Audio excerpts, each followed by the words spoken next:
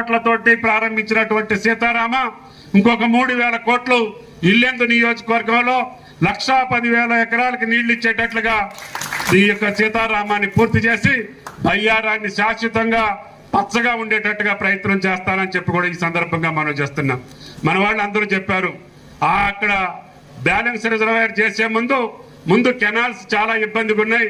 గతంలో నేను ఒకసారి వచ్చినప్పుడు మామూలుగా పూడికి తీపిచ్చి సాక్ అనుకూలంగా చేశాం. అది గత కాంగ్రెస్ ప్రభుత్వంలో 10 సంవత్సరాలు కట్ట దిగిపోయినా కూడా పూడ్చలేనటువంటి ప్రభుత్వాలు ఉంటే మళ్ళీ మనం అది పూర్తి చేసుకొని ఇప్పుడు వ్యవసాయం జరుగుతుంది. కానీ కెనాల్స్ లైనింగ్ అయితే దానికి ఇంకా 15-20 వేల ఎకరాలు మనకి బయ్యారం ద్వారా వస్తాయి. బయ్యారాన్ని రేపు సీతారామతోటి లింక్ చేస్తాం కాబట్టి అందుట్లో ప్రపోజ్ చేశారు.